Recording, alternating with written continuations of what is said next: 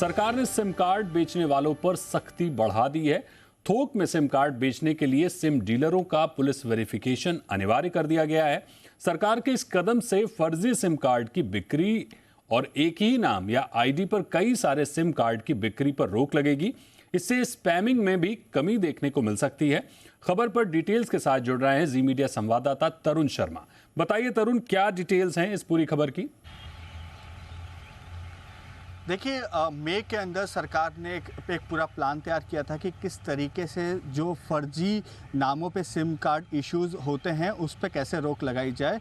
तो उसी के तहत अब टेलीकॉम मिनिस्ट्री ने एक प्लान तैयार किया है कि यदि जो डीलर है उसका पुलिस वेरिफिकेशन होगा, उसके बाद ही वो सिम कार्ड का डीलर बन पाएगा।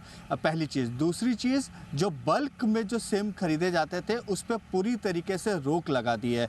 अब यदि किसी कंपनी या कोई फंक्शन करने वाले यदि लोग हैं तो एक कंपनी को अपना रजिस्ट्रेशन कराना होगा, और जब वो सिम कार्ड किसी आगे अपने एम्प्लॉय को देती है तो उस इंडिविजुअल का भी एक केवाईसी करना होगा, जो अभी मैंडेटरी नहीं था। तो इसको एक मैंडेटरी कर दिया गया है। इसके साथ साथ यदि डीलर यदि कोई फर्जी सिम कार्ड बेचता है तो उस पर 10 लाख रुपए तक की पेनल्टी भी लगाई जा सकती है।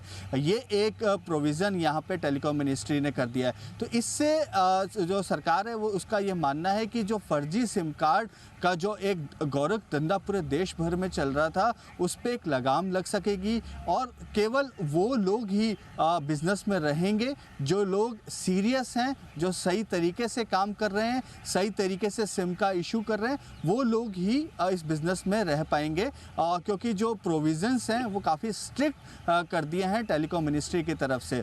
ये ऐसा क्यों हुआ ये मैं अपने दर्शकों को बताना चाहूँगा।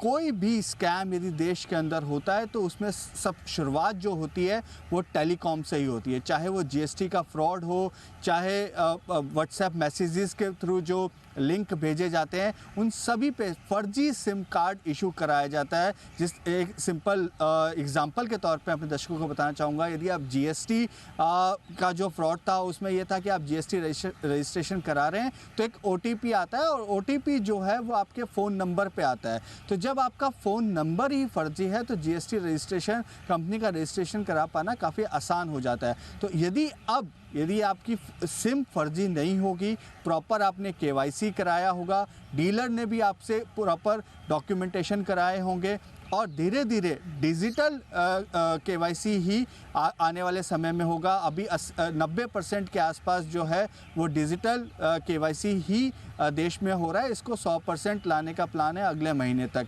तो वो एक प्रोविज़न यहाँ पे टेलीकॉम मिनिस्ट्री की तरफ से किया जा रहा है। तो इन सभी जो पहलू हैं या ये कहें कि जो कदम हैं, उनसे एक स्पैम कॉल्स पे भी लगाम लग पाएगी, और जो फर्जी साइबर फ्रॉड्स जो हो रहे हैं उन पे भी एक लगाम लग पाएगी। तो ये नया नियम कब से तरुण लागू होगा? क्योंकि ये एक बड़ा चैलेंज भी होगा पुलिस के लिए, क्योंकि गली कूचे में आप कहीं पर भी देखिए स्टॉल लगाकर लोग सिम बेचते हैं, कहीं से भी आप सिम इजीली खरीद सकते हैं और उसके बाद उसको एक्टिवेट कर सकते हैं। तो ऐसे में एक बड़ा चैलेंज पुलिस के लिए तो होगा ही होगा। दूसरा कि ये कब से किस तारीख से ये नया नियम लागू हो जाएगा? देखिए, अभी टेलीकॉम मिनिस्ट्री ने इसकी कोई परफेक्ट डेट तो नहीं दी है कि हम इस तारीख से शुरू करने जा रहे हैं, लेकिन जो हमारे सोर्सेज हैं वो ये बता रहे हैं इसको जल्द लागू किया जाएगा। लेकिन जो आपने बात की कि पुलिस वेरिफिकेशन में एक समय लग सकता है, जो सिम कार्ड होल्डर्स हैं जो नया सिम लेने जा रहे हैं वो उसमें भी समय लगेगा, क्योंकि आपकी वेरिफिकेशन हो रही है, डीलर की वेरिफिकेशन हो रही है। तो लेकिन जो इंडिविजुअल यदि आप सिम कार्ड खरीदने जा रहे हैं तो उसमें समय कम हो जाएगा, क्योंकि आप सब डिजिटली होगा। लेकिन आप डीलर यदि बनने जा रहे हैं तो उसमें आपका समय लग सकता है। तो इसके लिए एक पर्याप्त समय सरकार देगी। ये हमारे जो सोर्सेज हैं वो ये बता रहे हैं करीबन 6 महीने का समय डीलर्स को दिया जा सकता है कि वो नए जो प्रोविज़न्स हैं उनमें शिफ्ट हो पाएँ।